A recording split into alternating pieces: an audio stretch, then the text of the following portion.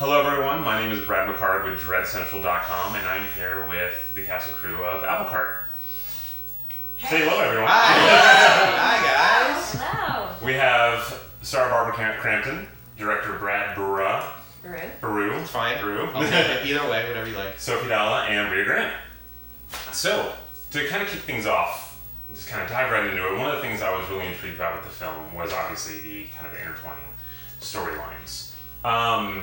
Given how, without spoiling the film, they all kind of lead towards a very specific end game. Was everything kind of like front and center in your mind when working on everything and when co-writing scripts, or did it kind of evolve in a way to reach the end game in a more kind of organic manner? Yeah, it's interesting. Good question. The original script was a true crime show for the first portion of the film. And then it rebooted. So basically you got the sense of this show, and it played pretty long, and you got a sense of the family. Everything was set up that way, and I figured it would be an interesting way to relate to this family and get a sense of who they are without having to worry about too much exposition in a standard narrative sense, in a movie sense, because these shows are so popular now that everybody understands the format. So to kind of set up the family in the media's eye and give the wrong story seemed like an interesting way to go. As we cut the film and we started putting it together, we realized that we might lose people because it would be so much, and people would be like, why am I just watching a TV show in a movie theater? That's crazy. And then we figured the idea of cutting back and forth, while jarring, would be a more interesting view, speed up the film a little bit more. And then, like you said, it's you get a sense of who they are, and there's a little bit of a disconnect, and then as you get further and further, you see how the two kind of feed each other. So the idea behind it was watching these shows and being like, the media's take on these stories can't necessarily be right all the time. They're put together by sound bites and interviews of people that weren't with the family. And then I thought, well, if there was a supernatural aspect to it, and that really couldn't be reported in one of these shows, because they're not going to go interview a ghost or a demon. They'd be like, oh, there's the B-roll. Yeah, there's the B-roll, of the demon floating, and they're like, because the cop is walking down the street or whatever. That wouldn't work, and they'd be, it's not that type of show. So they have to find a real grounded true crime thing, which is typically the parent, which is in a lot of these shows, the parent ends up killing the family, and that's true.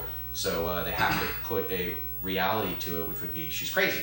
So I thought it'd be interesting to be like, well, what if she wasn't crazy, and what if she was actually slightly heroic in that she really had to stop what was going on at the and the ultimate sacrifice and tragedy being the loss of her family. So there was a bit of the buzzword organic nature to how we found the structure, for sure. Okay. One thing that I really enjoyed was kind of how you're watching it, and you obviously know what's playing out on the inside crime thing is obviously not what happened. Right. It's kind of interesting to how you see something happen, and kind of as the movie progresses, the timelines sort of begin to merge to where what we're seeing on the TV show is what's playing out now. So it's like, well, that obviously didn't happen. I just found that very fascinating. I just wanted to mention that, but one thing I also wanted to ask about is, where was it shot? Because the cinematography and with some of the drone shots over the trees and just the snowy fields and all that, absolutely beautiful. Very cool. Yeah, we really wanted to get a sense of film with it, and obviously it was shot digitally, but we used an ARRI system, and it's an amazing camera, and we shot on vintage lenses, so we used super speeds, not to get too technical, but we used some early 90s, late 80s sets of lenses that were that were taken and cleaned and properly done. So we really wanted to get a sense. And then in terms of location, I grew up in the Bay Area in San Francisco, and that's my grandparents built the home that we shot it in Lake Tahoe. So that's been a family home, and I actually lived there alone for a while. I used to live up there, and always thought it was a fantastic location, and it's kind of undershot. It's odd that you don't see more movies. I guess actually it's a very difficult place to shoot in the winter, so now I understand why you don't see it. But yeah, we shot in Lake Tahoe in the mountains. It was on the west side of Lake Tahoe on the California side, and so it was very important for us to give it as much of a look on an independent budget that we could, and I'm happy to hear you say that, because we did think, and there's also something when you're out there at night in that really cold air, there's something about what light does that's different. So you see a lot of horror films today that are, because there's very sensitive cameras out there, so you could literally not light a movie, and a lot of people do this and shoot it and get a certain look that's very real. But for us, we wanted to take it back to the days of actually lighting this stuff and getting big light setups out there and giving it kind of a little bit of a throwback feel. So yeah, that combined with the practical locations, and we did get caught in a real blizzard, really gave us some really great production value. I hope.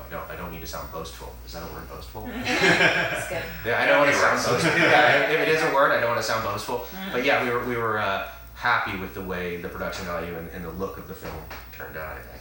And that's great, because it seems like working in such close quarters, especially with it being cold, I feel like that kind of lends to an intrinsic sense of family working on the film. Yeah.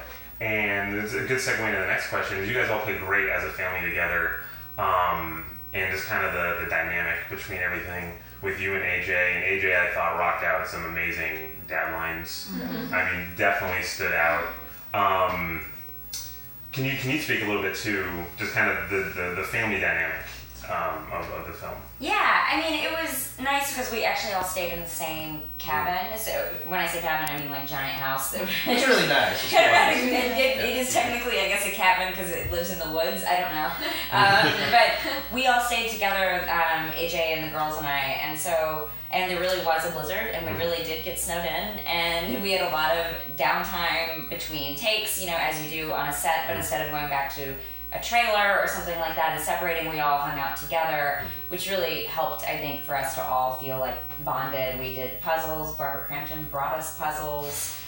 We cooked food together. We did grocery store together. So we all kind of lived together, as opposed to sometimes when you're doing television or a movie even in LA or something like that, you just all go back home and you don't really have that bonding time. So I think it really helped that we were all out there. And you know AJ, you're friends. Yes. You've worked with him before. Yeah, and obviously Barbara and I worked together before, or we've been on the same movie. We didn't have scenes together. But no, and you and I are not so friendly in this movie. That's true. That's true. And then AJ and I had done another movie together, and we've been friends for about 8 years. Okay, excellent. Yeah. That's actually another good segue to your character and your introduction, kind of upsetting the status quo. Upsetting the Applecart. Upsetting the Applecart. Yeah. Everyone's back is like, I want to ask what Applecart means. And I was like, just look it up. It's online. Yeah, Brad. Yes. I mean, at first I'm like, why is it called Applecart? And I was like, I've heard the phrase before, so I looked it up and then I kind of pieced it together with the film. I was like, oh yeah, just upsetting the status quo. And Who's this guy? Straight to right. hell. You're hired. Yeah. But your arrival, I noticed, as a strong villain character, you showed up, and my immediate thought was just, obviously, we knew the kind of the end game where things were starting to go. We knew, obviously, your intentions were not pure or anything like that. But you show up, and all I could think was like, she's just like a bad house guest. Like she's not trying to put on a front, because her end game is obviously like, well, I know exactly what's going to happen. I know what's coming. Yeah, and I know it's going to happen. So I don't need to put on a show. No. I'm going to eat some pasta, and I'm going to say some... I'm going to have a good time with this, This is the first time in my character's life that I'm feeling this power rising up.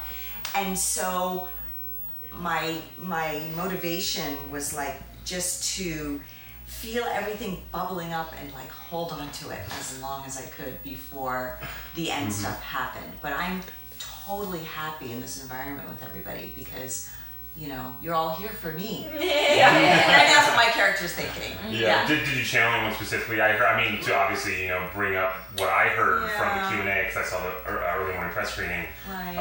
It was shot during the election and all that, and I was told you kind of channeled Trump's mannerisms in a way, kind of. A little bit. We didn't know at that time whether Trump was going to be the candidate or whether he was going to win the presidency, although I predicted to my husband both. And there's a lot of people out there that, really don't like Hillary Clinton as well. And I am a woman, so I kind of meshed probably both people together a little bit. And I also just used my own sense of what it would be like because, without giving too much away, there's another level to my character and where she comes from and who she is that, I didn't really have anything to draw from, just from sort of inventing it and talking to Brad about it. So it was a compilation of probably 3 different things. Okay.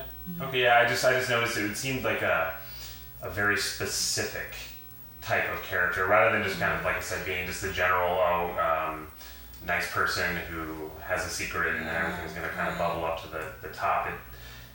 You kind of had these affectations. Well, I am not operating on the same wavelength as the other human beings in the movie. I'm something different.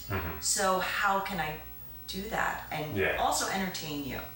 Because that's what I want to do as well. Definitely. So to kind of switch things around, talk about the fest a little bit. How was the screening in general, and outside of that, what have been some of the films that you've seen that you've absolutely loved? You know, we've been so tired, and we've been with you guys and other people. It's been hard to see a lot of other movies. I think Brea's probably seen more because she arrived before we did. The only other movie I've seen is Anne and the Apocalypse, and that was really fun and cool, and a new take on the zombie genre. And what have you seen, Brea? I've seen a lot of movies. I know I should be sleeping, but why? But I'm at Fantastic Fest, so you don't go to sleep at Exactly. Fantastic Fest, Oh right? yes. I saw Super Dark Times last night, which was great. I had seen that at another festival. I love that. Yeah, So it's great. good. I saw a Japanese alien movie called Before We Vanish, which was really good. Was Worth it? checking out. Okay. Yeah, and I loved Thoroughbreds. Oh, my that movie's Yeah. amazing. And I loved Gemini too, which was like Okay, a I wanna noir see set in LA, and I loved we live in LA, so that was like kind of a fun thing to get to watch. And there's another movie that's playing here, My Friend Dahmer, that I had seen at Fantasia, and I just adore that movie. Wow. It makes you sympathize with him in a way, and I was kind of blown away by how they approached all of it. Sympathize, but also you're on edge the whole time. Oh, watching that movie. it's like Yeah, you almost want something to happen, like you want the history to happen, but at the same time you really don't. You want it to be this kind of inside look at the character. And it is that, right? Yeah. So, what about you, Sophie? What have you seen? I only got here really late, and then I saw the movie, stayed up all night because I was so excited about that, and have had interviews both days, and fell asleep last night. So I plan on seeing more movies today. Excellent. What do you have on the docket for today? Haven't looked at the schedule yet. Playing it by the seat of your pants is always good. I think I'm just gonna turn up. I like doing that. Yeah, I plan in advance, and then that's out the window before the first movie. I kind of want to see Body because I heard that was so good, I've and I heard want to great see Endless, but I don't have a ticket for Endless yet. So we're gonna. I have a ticket she for has a ticket. Endless. We're gonna try to get everybody else a ticket for Endless. Oh, you can get it. See if we can make that happen. And yeah, what do you think? I haven't had any time either, and that's embarrassing. I'm sorry. Thank you. I was loving you, now I'm hating you. I'm a huge fan of Mike Flanagan. I actually, my day job is doing EPK for movies. I've done a lot, so I did some work on Oculus, and I was like, that guy is one to watch. So Gerald's Game is definitely something that I want to try to catch for sure. Yeah. He's definitely becoming a like one of the names. Yeah. Like, I mean, speaking of the Endless alongside Benson and Moorhead, kind of like the top 5 big indie genre directors out there. And Brad Brew. And Brad Brew. Stop it. I don't know what happened with this, but 20 or so years ago, Stuart Gordon said he wanted to do Gerald's Game. Really? And I'm gonna have to ask him now, why didn't he do it? Yeah, it's getting a lot of good press, this one. Yeah, and alongside 1922, I mean, it's the, I don't want to call it the Stephen King Renaissance because Stephen King's never gone away. Right. I mean, he's always been there, but 4 movies this year, I think, so far. 4 really great movies. Yeah. I saw it. Haven't seen Dark Tower yet. Right. Mostly just due to my ignorance of the book series. Never read it. Right. Or anything like that. Right. But Last question. last question. Oh God. What? Are you guys in town for much longer? Are you staying through the rest of the fest? A couple of extra days, so yeah, I'll just be seeing movies. Okay.